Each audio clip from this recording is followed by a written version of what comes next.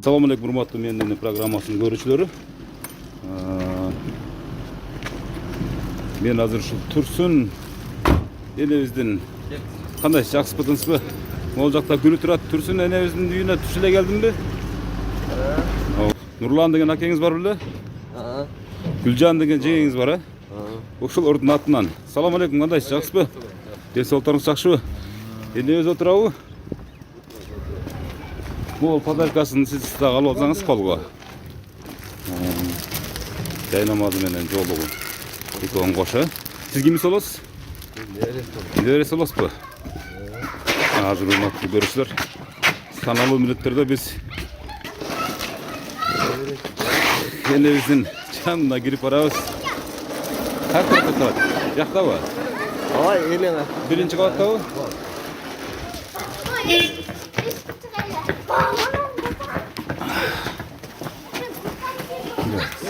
Siz giriyoruz, başlay veriniz. Tursun enebizdi hazır sanalуу метрде кутуктайбыз, урматтуу көрүүчүлөр. Үчтү экен, а?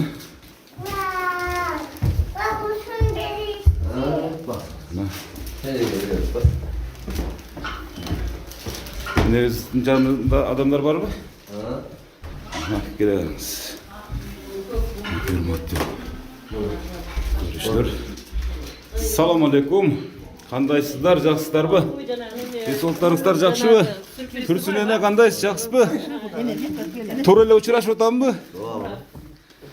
Майли, ушул жака отургузуп бериңизди, Tursun энени. Эне кандайсыз, жакшысызбы денсаулыктарыңыз?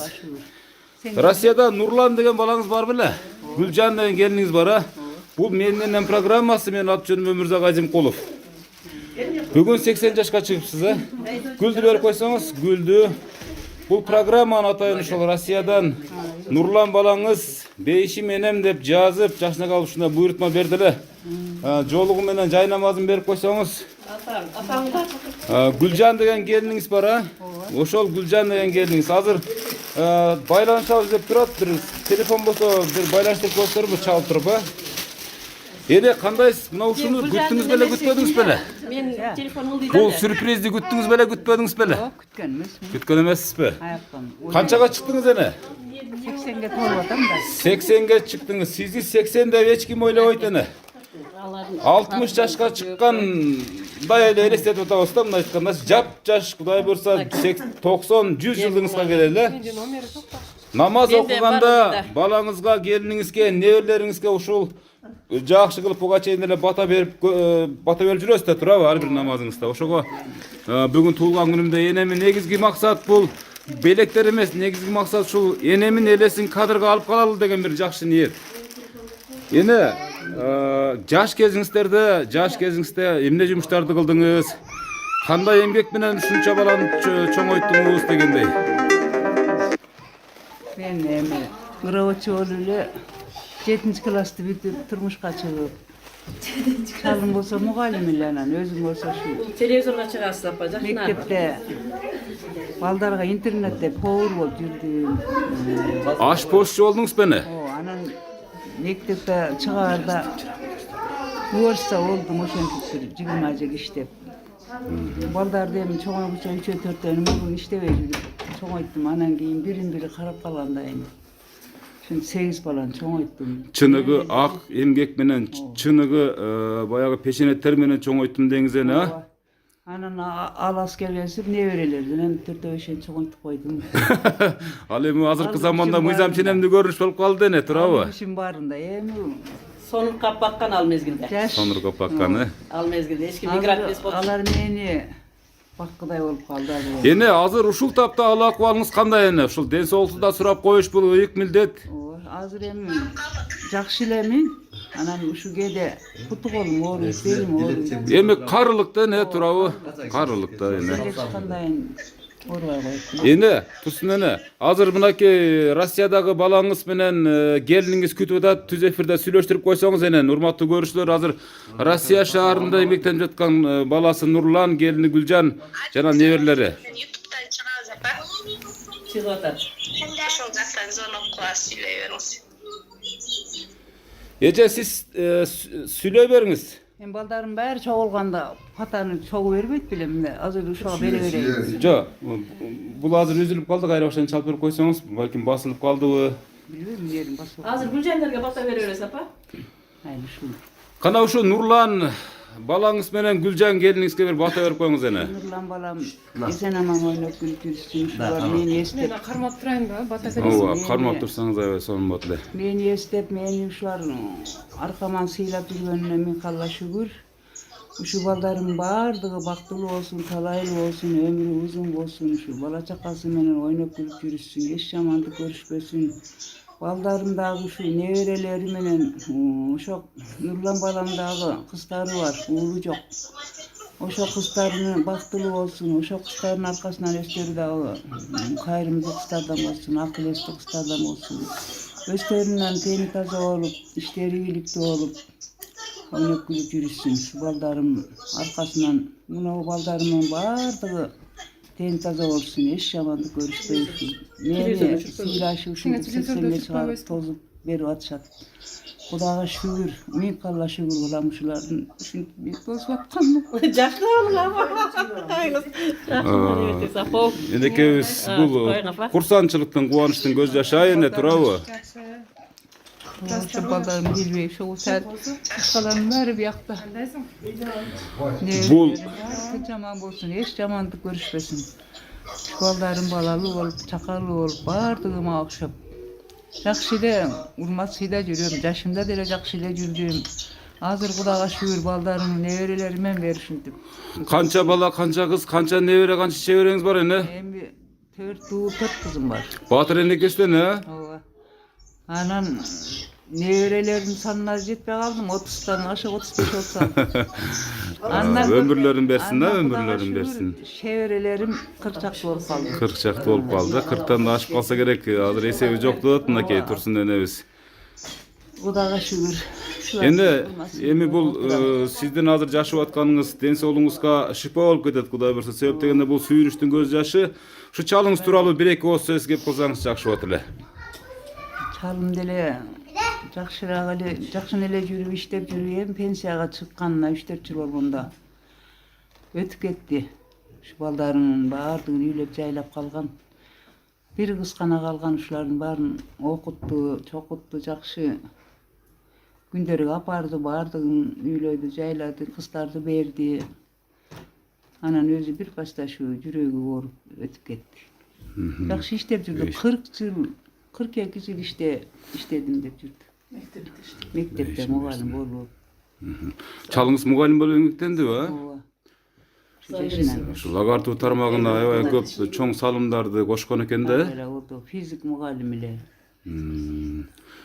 Anan Ушул sayıl 68 67'sinde ötüp ketdi şuların. Emi bärин jırgalın görüp çünkü mağışıp tuğulgan günlerini emi ötközüp berip, emi balдар özü menen özü bolayın degende ötüp ketdi.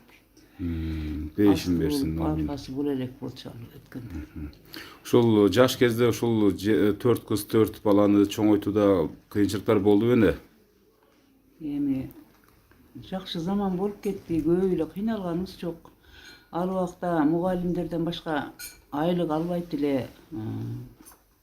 Özüm de turmuş iштеп, kıynalganda kıynaldık. Жаңыдан bölüngende ata-enemiz, kaynata kaynenem jok bolчу. Anan özü alып, özü mehnat menen үйү жайлы болдuk. Кудайга шүкүр. Mehnat menen балдарды бактык, окуттук, таза эмгегибиз менен чоңойттук. Жамамындай ыпылас-ыпыласты кошподук, Кудайга шүкүр. Балдарым баары таза чоңойду, таза эмгек менен, таза оокат менен ичишип чоңоюшту. Эне ушул учурдан пайдаланып, ушул азыркы өсүп келаткан жаштарга эмне дейт элеңиз? Ушул азыркы коом менен ушу сиздердин убагыңыздарда коомдун айырмасы барбы эне? Бар менен Биз убакта эми жаңыдан согуштар бүтүп, мен куду согуш маалында туулгам, башталган. Анан азыркы балдар эркин жыргап эле өскөнсүп атат, мурункуга караганда. Биз коем жетишпей кыйналып. Жокчулукту көрдүңүздөр эне. Ушу жакшыныкай баштан эле жүргөнбүз. Кыйын ачка калганыбыз жок эми. Мен кичинекейимде согуш бүтүп кетиптир.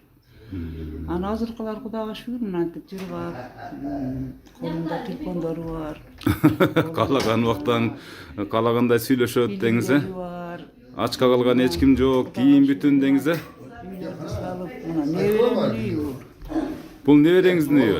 Неберем үйдү салып беринип, жакшы Кудайга шүгүр. Ушулардын азыр ушу жерде отурам. Ушу неберем кичине чоңойтконмун ошон үчүн. Үйлөрү жылуу экен, ушу жерде отуруп. Биздин үйүбүз Архангел деген кыштакта, тоодо. Анан ушу жерде жашап. Эми эне азыр сизди 5 колдоп, 5 колго 2 колдоп көтөрүп, ушундай бөпөлөгөндө анан качан бөпөлөй тура ушунчалык эрежеге жеткирдиңиз, неберелериңизге чейин багып чоңойттуз. Мына карылыктын доору, мына карылыктагы бактылуулук деп ушуну айтат эне. Кудайга шүгүр. Эми эне ушул Нурлан балаңыз менен Гүлжан келиниңиз жана неберелериңиз, ошол жакта жүргөн неберелериңиз, ушул энем бир жакшынакай бир кыңылдап калчу эле кескес, ырдап калчу эле кескес деп калды. Анан эми 80 жашка чыккан эненин бир жакшынакай бир эмелерди кошуп койчу элеңиздер го, андай бир санаат ырларынан деле кошуп койчу элеңиз го. Алар ырды азыр сапсым унутуп калдым. Мына мусулманчылыкка намаз окуп кеткенден бери чынында. Такыр унуттум азыр, билбейм. Башым билсем, аягым билбейм. Мен ордума кыздарым. Макул эне. Макул эне. Азыр сиздин убактылуу сиз менен болгон маекти токтотуп туруп, азыр бул жерге келген аксакалдардан жана ушул тууган эң жакын адамыңыздардан бир интервью алалы. Анан дагы сиз даярданып туруң, сизге дагы кайрылып келебиз, эне. Мен чоң балам. Урматтуу көрүүчүлөр, мынакей чоң балаңыз энебиздин жанына келип сүйлөсөңүздөр, аябай фон жакшы чыгат да. Кана. Эже, өзүңүздү тааныштырып туруп анан кийин бир энекеге бир арнаган сөзүңүз болсо бир арнап койсоңуз. Сиз кимис болосуз? Экинчи кызы. Экинчи кызы. Мынакей сиз үчүн бул бейиштин образында болгон адам Жестерибиз. бүгүн мактабаганда качан мактайсыз, туурабы? Мына ушул элесиңиздер архив болуп калып калсын, кийинки небере чеберлери да көрүп, энесин эстеп, энесине болгон сагынычын жазып турсун деген максатта ушул Россия жергесинен иниңиз болгон да, бир тууган иниңиз Нурлан мырза. Нурлан мырза, азыр ирети менен отура бериңиздер. Бири-бириңиздерди тааныштырып туруп анан кийин сүйлөй бересиздер. Азыр мына ушул эжеге сөз берилип калгандыктан эже улай бериңиз. Мен апамдын экинчи кызы болом. Атым Керемет. Алай районунан келдим азыр. Апам бүгүн туулган күнү 80 жылдык юбилей менен чын жүрөгүбүздөн куттуктайм. Үй бүлөм атынан, өзүм атынан, небере чеберелердин атынан. Апама дагы Кудайдын берген жашын жашай берсин, берген ырыскысын иче берсин. Атабыз көрбөгөндө апабыз көрүп атат, Кудай кааласа. Кудайга шүгүр эле. Буларга ден соолук тилейм. Балдарына ден соолук тилейм. Ынтымактуу, ырыскылуу, байбиче болуп. Келиңиздер. Кудайдын берген жакшы күндөрүн көрө берсин. Мен айтканыңыз келсин. Сиздин атыңызды ким коюптур? Сурап көрдүңүзбү? Керемет деп. Укмуш өзгөчө ат экен. Мен мындай аттарды көпчүлүк уга бербейбиз да, мындай Керемет деген. Бермет, башка аттарды угуп жүрөбүз, бирок Керемет деген ат жакшы экен. Мени биринчи укканда деле бардык жерде, окуган жеринде деле, институтта деле Кайрылып сурашабы? Ким койгон деп сурашкан да. Албетте атам менен апам койгон деп айтам да. Атасы койгон мына анда каралма деген билесиңби? Ооба. Төрөлгөн анан Кереметтин Токойдо төрөлдү, ушундай жакшы жерде деп атасы койгон. Бир баану институт окутуп бирден баану атым үчүн деле алчу болчумун. Тура. Атыңызга затыңыз жарашкан, ушу энебиздин батасын алып жүрүп, ушу энебиздин да жакшы күндөрүн көргөн күндөрү сиздерге да буйрусун, жакшы баталары сиздердин дагы ушундай кийинки сиздердин дагы энелик бала чакаңыздарга чейин өтө улансын. Ооба, андан кийинки мынакей энебиз. Эң чоң кыз болосузбу? Ооба. Апам менен атамын эң биринчи көргөн. Сиздин атыңыз ким? Кызы болом, менин атым Салтанат. Салтанат деп, мынакей жакшы ат. Менин атымды дагы атам койгон экен. Эми ал убакта Салтанат деген кино чыккан да биринчи жолу. Ошол Салтанат киносун көргөндөн кийин атам ушу менин атымды койгон экен. birinchi uşu görgön naристези men bolom. Эми бүгүн апамдын эң жакшы күнү, кубанычтуу күнүбүз баарыбыздын балдарынын, неберелеринин. Анткени апам бүгүн мына 80 жаштыгын белгилеп отурабыз. Аллага шүгүр, ушунчалыгына шүгүр кылып отурам. Эми ушунча балдарды чоңойтуп, кыздарды чоңойтуп, ушунча неберелери болуп, апам аябай бай, аябай мындай айтканда Бактылуу, бактылуу кемпир. Ушунчалык бактылуу кемпир. Ушунчалыгына шүгүр деп отурабыз. Аллага миң мертебе шүгүр кылам. Салтанат эже, ушу күнгө чейин айтпаган сөзүңүздү мына ушул азыр айтпаганда качан айтасыз? Эми Мен сизди сүйөм апа деп, ушундай бетинен өп турасызбы? Аллага шүгүр. Апамы өмүр бою сүйүп келгенмин. Мен дагы деле сүйө берем. Апамдай, жакын апамдай мейримдүү мага эч ким жок болуш керек. Турсун эне. Дүйнөдө эң жакыным ушул апам. Салтанат эже, жашыңыз канчага чыгып калды сиздин? 64. 64. Турсун эне. Жаш баладай эле көрүнөт да, мисалы турабы сизге. Мурдагы эле кичинекей баладай болуп көрүнөт да, жаныңызда отурган керемет эле кызыңыз, мына 64 жашка чыгып калса да, кыздарыңыз деле бир 40-50 тегерегиндегидей көрүнөт экен. Мына ушундай жашынакай, мына күч кубаттуу, ушундай жашынакай ыймандуу кыздарды өстүрүп чоңойду, эки жакта кызыңыз отурат. Кимиси мындай өзгөчөрөөк? Балдарымы бири жакшы, бири жаман деп айта албайм. Жок, жаман эмес, өзгөчөрөөк. Мисалы Салтанат кызыңыздын керемети кандай, керемет кызыңыздын керемети кандай дегендей. Бул үй бүлөлүк архивде не? Ошон үчүн баягы эсте калсын үчүн эстелик. Балдарым баары деле жакшы эле көрөм. Алызыраакта жашаган жакшы болсо керек. Бир аз сыйга, урматка. Алыс жердеги кичине сыйлуу болуш керек ушу керемет кызы. Бизге дагы сыйлуу, анткени бул алыс жерде жашайт. Бир жылда бир келет. Мындай жакшылыктарга келип коёбуздар. Анан эми баягы жакын кыздын анча баркы жогорак болот эмеспи? Алыс кыздын баркы көбүрөөк деп биз көбүнчө ушу алыстагы кызды жакшы көрөт. Апам деле жакшы болуш керек, анан ичинен айткысы келбей атат да. Алыс болгондо ошондо кайерде жашайсыз сиз? Алайда жашайт. Алай жергесинде. Алай жергесинен келишти. Мынакей эки жагында эки кыз отурат эми. Бир 4 сапырды ырдап туруп анан башка жакка өтүп кетели. Ана эки кыз биригип туруп кана. Энебизге ырдабаганда качан ырдайсыздар? Мына жүрөктөн чыккан бир сөздөр сүйлөгөндө качан сүйлөйсүздөр? Мына азыр сүйлөп калалы. Бул бир эми албетте алдыда аябай жакшылык күндөр бар. Энебиздин 100 жылдыгына да келебиз деп үмүттөнөбүз. Бирок мына ушул тасма архив болуп калсын. Кана биз бир 4 сапыр энебизге арнап бир жакшынакай эне жөнүндө аябай ырларды толтура дегендей. Бул туулган күндүн урматына 80 жаштагы ар кимге насип кыла бербейт азыркы заманда. Ойлонбой келипмин мен такыр эле. Анда сиздер даярданып туруңуздар, бирок сөзсүздөрдү атам. Сөзсүз энебизге кана сиз даяр окшойсуз.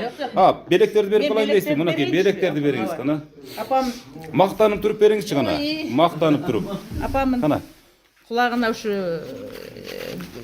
күмүштөй алтындай апам бар, алтын такканбыз ушу кулагына күмүш экенин тагып болот. Бул өзүңүздүн атыңызданбы? Жок, баарыбыздын атында. Баардыгыңыздардын атынан. Ооба деп берейин деп бир аз калды. Ооба деп берейин деп. Өзүмдүн атынан десем. Мынакей Турсун энебиз, Токтотуп мына жер. Турсун энебиздин белек бешкектерин кыздары, жакшынакай кыздары тапшырып аткан учуру. Бул урматтуу телевизор, сиздердин дагы апаңыздар болсо ушундай бактылуу мүнөттөрдү кое бербеңиздер. Урматтуу көрүүчүлөр, бул бактылуу мүнөттөр. Бир келет, бир кетет.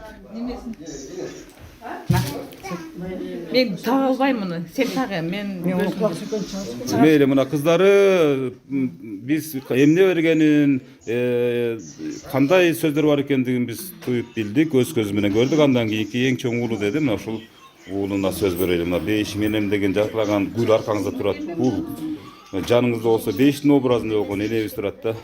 Мен Ушул бир жан дүйнөңүздөгү эч кимге айта элек, энеңизге айта элек сөзүңүздү айтыңыз мына. эң чоң баласы болом. Биз 4 уул, 4 кызды чоңойткон биздин ата апабыз.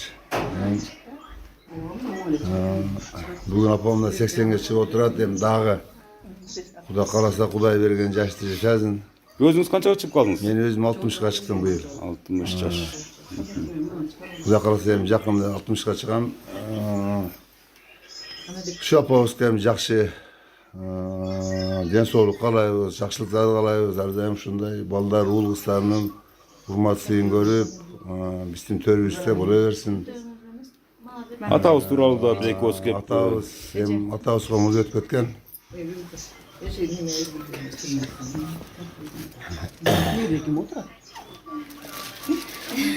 Бул ооба сүйүнүчтүн көз жашы. Ооба, сүйүнүчтүн көз жашы. Сиз себептегенде ошол аксакалды аябай көбүрөөк көрүп калган адам катары да, аксакалга биринчи бак тартылган адам катары. Бир аз толкунданып турасыз, бирок сүйлөй бериңиз. Экинчи ораздан өтүп жүрөңүз, анан кийин дагы. Азыр кайра эле сизге келебиз, урматтуу көрүүчүлөр. Бир аз ата экесин эстеген чоң уулу бир аз толкунданып турат, андан кийинки уулуна сөз бере берели. Мынакей, сиз ушул бүгүнкү адам, бүгүнкү ыйык эне тууралуу. Апам менен атам экинчи уулу болом. Атамдан кийин экинчи уулу. Атым Максат. Уулдардан экинчи уулу болот. Чапамам 80 жылдык юбилейине. Дагы ушул жаштан берсин. Апам жүзгө чыксын, өмүрү узун болсун. Апама жакшы ийгиликтерди каалайм. Мындан жакшы 500 энем апам апама ден соолук каалайм. Төрүбүздүн көркү болуп, пешенебизде бар болсун. Дагы Күч кубат берип, өмүр берсин. Апам ушу жүзгө чыксын. Кудай кааласа, Кудай буйрса. Жакшы, рахмат. Азыр бул байкебизди дагы бир жолу сүйлөтө кетпесек болбойт. Андан кийинки энебиз болгон өзүңүздүн жакшы тилектериңизди билдирсеңиз болот. Ушу атабыздын эми жашы сал эртерээк кетип калды. Ал болгондо да жакшы болот го. Жок, бул мыйзам черемдүү көрүнүш себеп дегенде сезип аткандыр деген бир тилек болуп атат, ниет болуп атат. Энебиз дагы сөз кыла кеткенден кийин бул ушунча адамдын топтолушуна, ушунчалык берекелүү адамдардын чөйрөнүн топтолушуна мына ошол кишинин бирден бир чоң себеби бар деген максатта биз туюп сезип жаткандыр деген максатта, эгер ал жөнүндө кеп кылбасак, бир аз туура эмес болуп калабы деп сурап атабыз да. Эми мен өз атамдын баласымын. Үй бүлөлүк айтып болуп калат. Сүйлөй бериңиз. Анан биз архангелик болобуз, атабыз тирүүндө тез барып турат элем да. Анан бул атабыз өткөндөн кийин үйгө дагы баргың келип калат экен да. Баягы ensirегендей болуп, бирок энекебиз бар да, энекебиз бар үчүн келип атасыз да. Ата эне эми Кудай буйрса ушул канжыгага байлап жүрбөйбүз деген максатта ушул балам бир тууган энеңиз Нурлан ушундай бир ниет кылып, кадырга алып калалы деп ушундай бир тилек кылган экен да. Ошол алыста жүргөн Нурлан экөөбүз менен келинибиз дагы аман болсун, эсен болсун. Ошол дагы уул кыздардын урматсын көрсүн, ошолор дагы апамдай болуп 80 жашка чыксын, 90, 100га чыксын, көп жашасын. Уул кыздардын урматсын көрсүн. Алыста жүрөт, ошолорго ден соолук каалайм. Ошолор дагы ошо келинибиз дагы ушундай байбиче болуп, апам жашаган куракка жетсин. Нурлан экөөбүз дагы ушундай көп жашасын, оорубасын, сыркабасын. Ушу элдин арасында эл катары ойноп күлүп жүрө берсин алыста. Мен айтканыңыз кесинде Бардык ушу апам, балдары, кыздары бардыгыбыз аман болсун, эл журт аман болсун. Жамандык көрбөзүн, мына апабыз карыганда. Ушу биздин сый-урматыбыз болуп, биздин төрүбүздө ойноп күлүп жүрө берсин. Жана сөз болду го, аба мисалы энекебиз үчүн сиз дагы эле жаш баласыз да. Мына эми азыр бетинен сүйүп куттуктачу кез келди, учур келди. Куттуктап койсоңуз болот. 80 жарыңыз болсун апа. Кайсы канал бул? Мен менем деген канал бар өзүнчө. Мен мындан кийин тынбай көрүп турасыз, Кудай буйрсачы. Ал жерде ошол мен менен программасында 1000ге жетип калды окшойт, мактанбасам. Аябай көп, аябай көп. Экинчи күйөө баласынан да неме алып. Азыр бияк макул мынакей күйөө баланы пайгамбарым сыйлап тур дейт мынакей. Келиңиз мына кайненеңиздин жанына жок.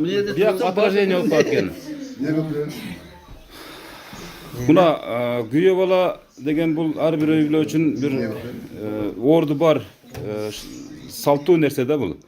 Ушул кайненеңизди мактаңчы гана бир эли журт миллиондогон адамдар көрөт. Siz kaynenеңizди кантип мактайсыз? Өзү сүйлөй турган сөздү башынан эле тындыра коет экенсиз. Мактаңчы деп айтпайт экен, мактанды анау дегенде тынып каласың. Ошол үчүн биз болгон жакшы сөзүбүздү айтабыз. Ошондо эне ден соолугун берсин, аман болсун, бар болсун. Дайыма ушу күлүп жайнап жүрө берсин. Биздин ортобузда ушу келе турган буягда кайным айтты го, келе турган үйүбүз ушак, кабар ала турган энебиз, апабыз ушак болгондон ушул жерге сөзсүз түрдө келебиз. Анткени булар канча сезилбесе керек, биз эми алыс жерде болгондуктан алайдан атайы атартып келип отурабыз. Дайым эле келип отуруп кабар алып сурап турабыз. Аны менен кошо да ошол бир туугандарын, ушу эже сиңдилерин, карындаштарым дегендей бардыгынан кабар алып турганга биз милдеттүүбүз. Анткени биз эркек бала болгондон кийин бардыгына тегиз карашыбыз керек. Күйөө бала болсом дагы мен бардыгына келип эже, ака, ука деп барып турам. Ооба. Азыркы айтканыңыз ал боло турган нерсе да, айтыла турган нерсе. Мен түз суроо берип атам да, себеп дегенде программанын өзүнүн негизги тематикасы ушундай да. Кайненеңизди мактаңчы деп аткан сөз бул.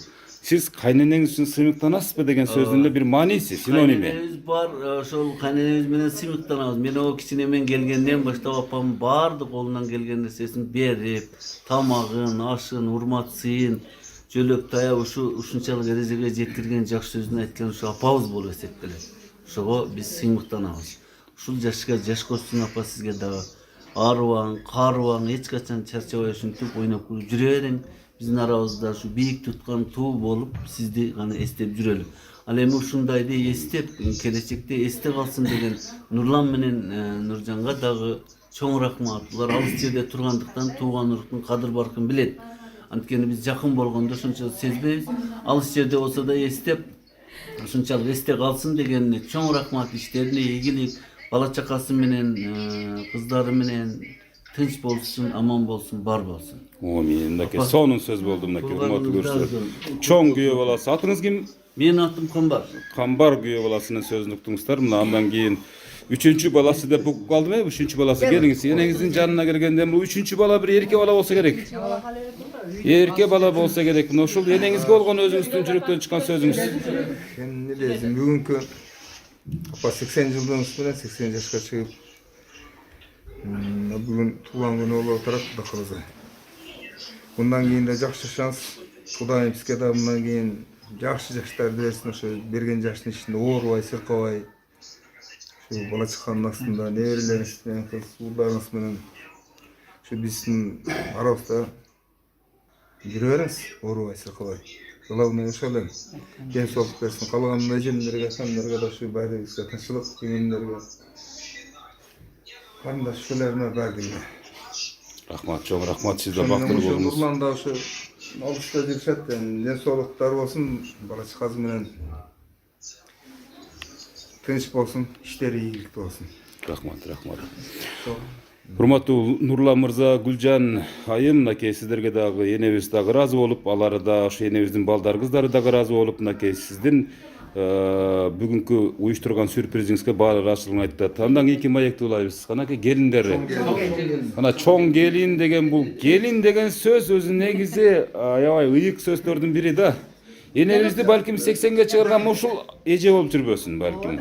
Себеп дегенде ушул айымдын колунан даамдуу тамактарды, кереметтүү тамактарды жеп отуруп, жакшы сөздү угуп отуруп, ушу 80ге билинбей эле чыгып, азыр 80ге чыкты деп энебизди мынакей урматтуу көрүүчүлөр эч ким ойлобойт. Кудай буюрса 100 жаштагы тоюна келебиз деп ниет кылабыз. Мына келинге сөз беребиз. Ушул күнгө жеткирсин Аллам. Биринчиден ушундай күнгө жеткирип аткан Аллага миң мертебе чексиз шүгүрлөр болсун. Эненин бейишенен таманында дейт, ушу апамдын батасы баягы жакшылык, ийгилик болсо, ошол нерседе эненин батасы бар дейт да. Ошо эненин батасы, эненин дуасынын негизинде ошентип ийгиликтерге жетишет экенбиз. Апа, биз сизди жакшы көрөбүз. Биз апамдан тарбия алдык, таалим алдык. Апамы карап түздөндүк, апамы сезип турабыз. Айттырбай нетпей эле. Көп жашаң апа, бар болуңуз. Урматтуу көрүүчүлөр, жашнакай болгон. Атам жөнүндө чындап мен дагы айтып кетким келет. Атам асыл адам болчу. Атам истегенде мен да жашып кетиши мүмкүн. Бейишин берсин. Атам болгондо атам дагы бирге, апам менен бирге болмок. эми калганга эл журт тынч болсун, эл ичинде журт ичинде 90га чыкмакпы? биз тынч бололук. Ушул анан ошо алыста жүргөн бала Гүлжандар аман болушун, тынч болушун, бардык эле. Ким болбосун, кимдин баласы болбосун, бардык аман болсун, бардык энелер бактылуу болсун деп айткым келет. Бүт эне бактылуу болсун. Мен айтканыңыз келсин. Бүт эне бактылуу болсун. Аксакалыбыз дагы энебизди колун сууга салдырбай, жаман сөз айтпай баккан үчүн мына ушул кезде дагы гүлү күчтүү болуп 80ге чыгып отурат. Кээ бир нерселер өмүрдүн узарышы айрым учурда 50% ушул эркектен да сиз көз каранды турабы? Жолдошунан да көз каранды дегенде мынакей. Калганы келиндери. Көз ачып көргөндө келин бар, берка келип. Көз ачып көргөндөгү келин дегенде кандай түшүнөсүз? Келиңиз эми мынакей. Ооба. Келиңиз. Сиз кыз болосузбу? Небере кызы мынакей. Небере кызы деген бул дагы башкача сөз. Ерлан делеп келет, небере уулу. Ерлан деп, Ерлан да чакырыңыз, ооба. Небере кызы, небере уул бар. Мынакей аты жөнүңүз ким сиздики? Ерлан айтпай бирок. Атыңыз ким? Саламатсыздарбы биринчиден. Куш келипсиздер. Сиздер дагы. Аты жөнүм Орозова Фируза. Ошо экинчи баласынын чоң кызы болом. Апам жашы кут болсун, чоң энем жашы. Эми апам өстүргөн үчүн апа деп калган. Апам жашы кут болсун, 80 жашы. Ошо арабызда эле сый урматыбызда, башыбызда, төрүбүздө эле жүрө берсин. Апама ден соолук каалайм, өмүрү узун болсун. Неберелердин, чеберелердин, балдардын, кыздардын сый урматын көрүп төрүбүздө жүрсүн ар дайым. Оорубай жакшы жүрүң апа. Мынакей экинчи уулунун чоң кызы. Фирuz айымдын сөзүн уктуңуздар мынакей. Ошо менен катар ушу эжелериме ден соолук, баардыгына узун өмүр, баардыгына жакшылыктарды каалайм. Ар дайым ушинтип дасторкон, жайылган дасторкондун үстүндө жүрөлү, жакшылыктарда отуралы. Кел, берке. Нерке отур. Апаң жанына отур. Сен де апа дейсиңби? Апа десе кысканча эле. Фирuz айым сөзүн бүтүрүп койсун мынакей. Апам арнаган ырым бар эле ошо. Дүйнөдө тире басып жүрсөңүз болду. Караныңыз канча бизге жөлөк болду. Алыста жүрөмүн го сага жетпей, апакем аман болчу, аман болчу. Мынакей рахмат, мынакей азамат. Сонун ыр тизмеги мына жанында отурган мырзадан дагы маек алалы. Сиз кимис болосуз? Бүгүнкү күндүн себепкери ушул азыркы отурган адамдардын куту ырыс кызы деп койсок да болот да. Жарыгы деп да койсок болот. Ушул адам тууралуу айтып берсеңиз. Бул мен энем болот. Эң кичинекей апам болот. Бул мен энем болот да дегенде эле сүйлөп койдуңуз го сиз. Макул бериңиз, тамаша. Мен апам мен ушу багып чоң айткан да. Апа дейм да. Жакыныраак отуруп мындай колуңузду таштап, даалысына кучактап мындай бир эгерде чын эле ушул жакшы көрсөңүз да, мына сиз дагы жакын отуруп бир аз мындай бир. Кийинки мына урматтуу көрүүчүлөр, мына ушул образ кийинки муун үчүн сабак болуп калсын деген чоң бир идеология. Эгерде жакшылап билген адамга, тойгон адамга уланта бериңиз. Ушу мени багып чоң айттуу. Мен өзү эң чоң баласынын баласымын, чоң баласымын.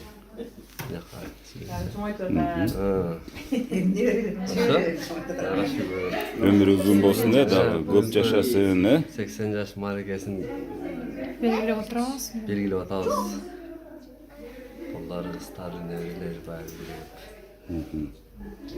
Омин айтканыңыздар келсин, жакшы тилектер билдирилип атат. Апама дагы мындан дагы кааларыбыз. Сизде бир ыр ток койбойсузбу? Ыр ток койбойсузбу? Эрим жок. Анда калоо тилегиңизди уланта бериңиз. Муну билгенде мурда растанып турмакмын. Бул сюрприз. Сүйлөп бериңиз. Мен да кааларым мында көп жашасын. Жакшы жашасын. Балабыздын бешебизге бар болсун. Айтканыңыз келсин. Баарыбыздын сыйыбыз ийгиликти көрүп жүрө берсин ошо. Жакшылыктарыбызда Балдар, төрүбүздө кыздарын, неберелерин, сыйларын көрүп. Рахмат. Мына сиздерге берген бата менен ушул ыйык адамдын сиздерге берген намазындагы батасы менен, тилеги менен сиздер жакшынакай болуп уланып келатасыздар, чоңоюп келатасыздар. Жакшы бир бактылуу көзөрмөмдү өз башыңыздардан өткөзүп келатасыздар. Мына ушул адамга тийиштүү бул сөз. Мына ушул энебиздин батасы менен калган баягы муундар агарып көгөрүп келатат. Эне мына ушул сөз сизге арналат. Кып-кызыл гүл жайнаган. Башынан баштайлы. Башынан баштайлы. Эже башынан баштадык. Кып-кызыл гүл жайнаган, Өмүр деген булбул бакта сайраган.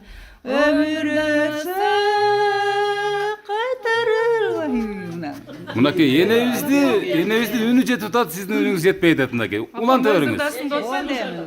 Унутуп калдым буян. Бирок үнүңүзгө береке, үнүңүздү жеткенине ушунчалык биз суктанып атабыз. Чындыгында мынакей небереңиздин үнү жетпей калды, мойнуңуз каласызбы? Жок, апам өзүрдасын деп атпайм, апам өзүнүн. Болот, 80ге чыгар. Бирок ушунча ырырдаганыңызга Кудайга миң мертебе шүгүрдөш керек мынакей. Неберелериңиз ыраазы болуп отурат да. Кийинки сүйлөй тургандар барбы? Энебиз тууралуу сүйлөй тургандар барбы? Азыр урматтуу ушул энебиздин кыздары жана сөз бердиңиздер эле. Жакшынакай кылып ырдайбыз депчи. Энекебиз өзү ырдагандан кийин эми кыздары бир аз уялыңыздар, эми ырдап коюңуздар. Эми энегибиздин ырын көрдүңүзбү? Үнү өзгөрүр элек. Жада калса. Долосуга энеген катурдай текст. Кана келини бир шиңгил ташты өрөө деп отурам дачы. Кана келиндер негизи мындай сөзгө дагы тирликке да чебер келет. Келиңиз бир кайненеңиздин жанында отуруп бир эстеликке бир 4 куплет. Жок, эмес. Аны Ошол оңойраак. Кана сиздин үнүңүз жакшы экен. Эже, үнүңүз сонун экен, келиңиз. Урматтуу көрүүчүлөр, мен эмне үчүн мындай кылып улам эле талап коюп атам, себеп дегенде эстелик болуп калсын. жарык дүнө жашоо берген энекем, баскан жолуң биик асқан белекен, жан кеткен азаптарға чыдаган, кайрак күчүң аска толы белекен, кайрат күчүң аска толой белекен. Балаң үчүн төккөн ысык мейирим, айтып бүткү сайыланга тең экен. Жан кеткен азаптарга чыдаган, кайрат күчүң аска толы белекен, кайрат күчүң аска толы белекен. Рахмат, мынакей эне. Бул бардык ушул бүгүнкү жасалып аткан сый сизге арналат. Бүгүн эле эмес, буга чейинки дагы сыйын баары сизге арналат. Мындан кийинки дагы сыйлардын баары сизге арналсын. Урматтуу көрүүчүлөр, ушуга окшогон мындай сиздердин да жакшынакай бир бактылуу чөйрө менен жуурулушкан ушундай тууган урок балдарыңыздар болсо, мынакей ушундай бир образды сиздерге мисал үчүн деп туруп тартуулап жатам. Урматтуу бүгүнкү ушул энебиздин жакшынакай болгон 80 жылдык мааракесине катышып аткандар, дагы сүйлөй тургандар болсо сүйлөсүн. Анан болбосо энебиз баарыбызга жакшынакай болгон батасын берсин, а? Демек башка сүйлөчүлөр жок, энебиз бата бере берсин андан. Болду. Ушул бала чаканын баары эсен болсун, бар болсун, бай болсун, Кудай ушул балдарыма бак берсин, ден соолук берсин. Балдарыма, кыздарыма, неберелериме, чеберелериме чейин ден соолук берсин. Иштери ийгиликтүү болсун, эч оору сыркоодон тышкары болушу балдарым. Менин астымда, мага ушу тиги дүйнөгө кеткенимде баардыгы тегеренип туруп, мага Куран окушсун. Ушуларды аябай тилеп отурам, ушулар бактылуу болсун, эч жамандык көрбөсүн. Бала чакаларынан урмат сый көрсүн. Мендей болуп карышсын, менден узак өмүр сүрүшсүн. Bala çakasın bardı kızından kızmat görüp, ulundan urmat görüp, sığ urmatla jürebersin. Gelinlerim, baldarım, kızlarım, neverelerime çeyin tınçaman bolsun. Eş yüzün ömürler uzun boluyor. Eş jamandy görüp oynap gülüp dursun. Ene bunday ümit boldu, bunday bir niyetde şu biz uşul programmаны uyuşturганга чейин biraz bir жериңиz көңүлүңүз чөгүп турган болсо, азыр ушул процесс өтүп кеткенден кийин ушул мына ушинтип жаркырап, жашынап, ырдап, туугаң тосуп программа тартылгандан кийин biraz билинбей калдыбы? Ден соолугуңуз biraz, көңүлүңүз көтөрүлдүбү? Толкундап кетти там. Программа жактыбы эне ушундай, сюрприз жактыбы эне? Мындай кылат. Телевизордон чыгарат деп ойлогондо эмесмин. Майли. Ушул Ошо балама калашып. Нурлан балаңыз менен болсун, оорубай сыркабай жүрсүн, бирөөнүн элинде жүрүшөт. Кыздары дагы, өзү аяры дагы баары бактыруу болуп, ден соолугу чың болсун, эч жамандык көрүшпөсүн балдарым. Ушу мени эстеп ушунча сыйлашыптыр ушуларга мен калтага шүгүр келтирем. Кудайга шүгүр, баардыгы эле шүгүр, балдарым бар шүгүр, Кудайга шүгүр. Ушулардын баардыгына сыйынып, сыймыктанып ушуларга тооба кылам. Ушулар баардыгы Кудайга шүгүр, баардыгы жакшы. Өзү менен өзү болду, балдарым өзү менен өзү, кыздарым өзү менен өзү. Барган жерине баары тынып тынчып отурушат. Ушуларга жакшы тарбияны берген экен. Жашында төрөп чоңойсом дагы Кудайга шүгүр. Жүзүрүн көрүп атасыз. Кудайга шүгүр, ошо балам эми дени таза болсун ушу. Эң кичинекей балам ушу иштери ийгиликтүү болсун ушу. Дени таза. Нурлан балаңыз эң кичинекей балаңызбы?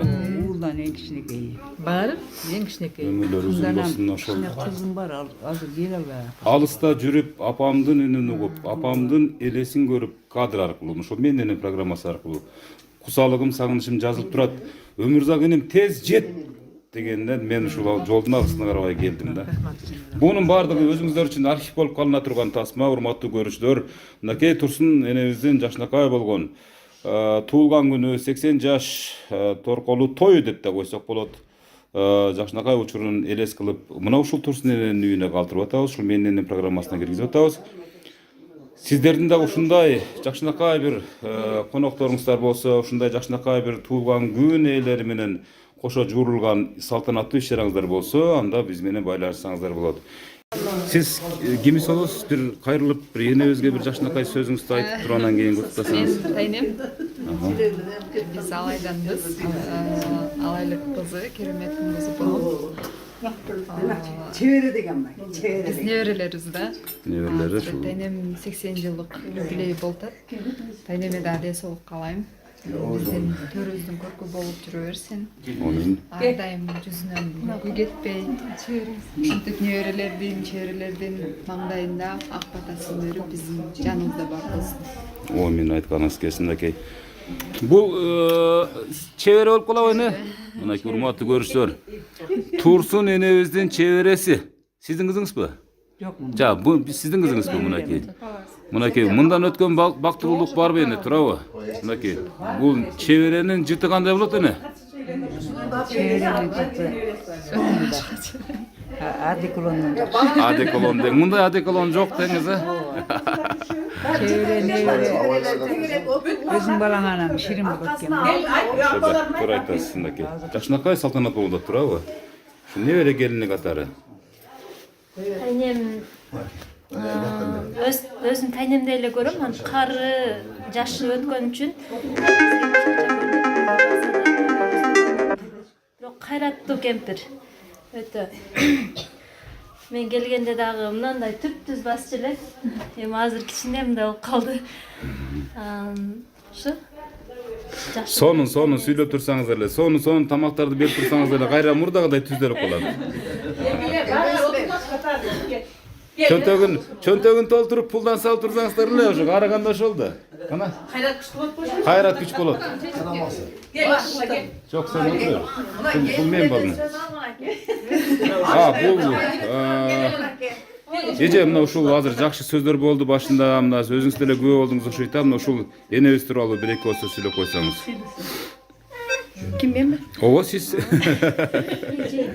Мен ушу апам мен колумда жакшы. Сиздин колуңузда эне. Ойбой, мына ушул адамга ыраазычылык билдириш керек. 80ге чыгарган кишини 80ге чыгарган кишини издеп жүрөбүз жаратан беричи. Көрсө сиз турбайсызбы кана? Кантип чыгардыңыз? Секреттери барбы, жокпу? Ден соолукта болсун ушу апамдагы. Оорубасын. Бактылуу карлык берсин Кудайым. Амин айтабыз келсин. Амин. Дагы Кудай берген жаштын жакшы күндөрүн жашай берсин. Ден соолукта болуп. Вот ошондо сиз бул үйдүн эсисиз, ошондо же кандай болуп калат? Бул азыр небереникинде. Тиги айылдагы үй. Айылдагы. Үчүнчү баласы, азыркы ачкитанган үчүнчү баласы. Болду. Мынакей. Жаңы эле ушул коноктордун катарына дагы бир адам кошулду. Сиз сүйлөп туруп анан кийин өтүп берсеңиз болот. Сиз ким болосуз? Атым Умарбек. Чоңнун небереси болом. Небереси. Ушу энебиз тууралуу бир жакшынакай өзүңүздүн сөздөрүңүздү. Энебиз тууралуу ушу энебиздин колунда чоңойдук. Жаш малыбыздан баштап. Ошо энебизди туулганыбыз менен куттуктайбыз жана. Ошо өмүрүңүз узун болсун.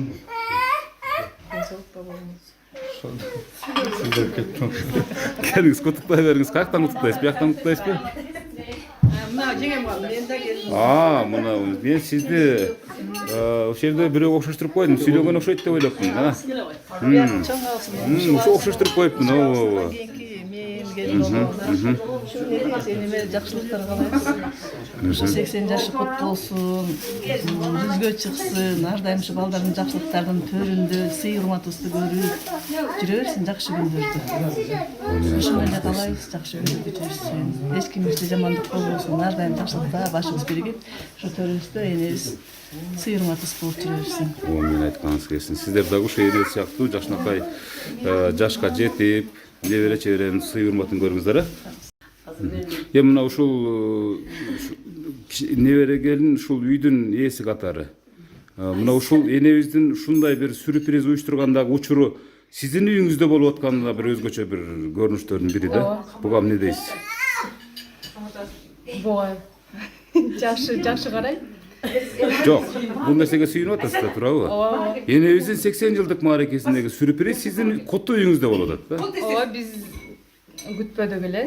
Эми бул бизге сюрприз болду да. Сюрприз болду да? Ооба. Бир эле энебизге эмес, бизге дагы. Энебиздин өмүрү узун болсун, дагы көп жашасын. Чын болсун, көп жашасын. Жүктөрдүн көпү болуп, уулубуздун урматын, сыйын көрүп жүрө берсин. Мен айтканыңыз келсин, урматтуу көрүүчүлөр. Эми энебиздин небере чеберлери менен бул эми өтө эле аз учуру, эми баардык неберелердин баары сыртта жүрөт дегендей, бул бүгүнкү күнгө сюрпризге туш болуп калгандагы неберелери.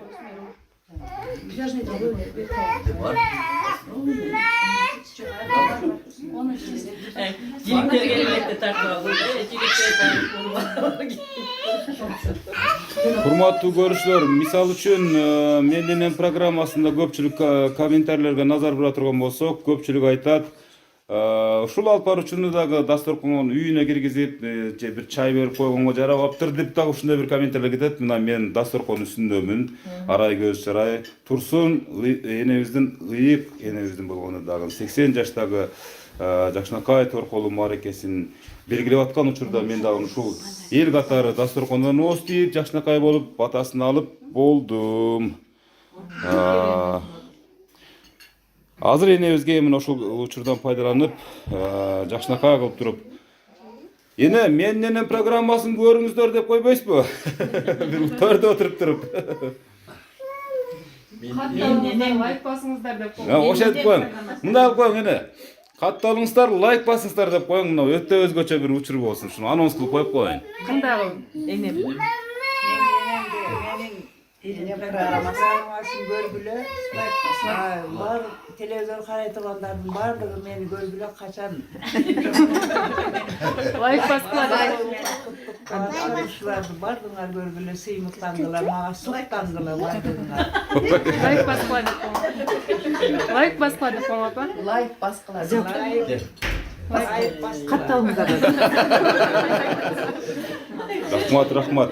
Энебиздин учурунда деле ушундай заман болгондо, ушундай коом болгондо энебиз деле лайк баскыла, катталгыла деген сөздөрдү аябай жакшы өздөштүрмөк. Бирок энебиздердин убагында коом менен азыркы коомду энебиз жогоруда өзүнүн сөздөрүндө билдирип кетти, кандай болгонун. Ал коом таза болгон.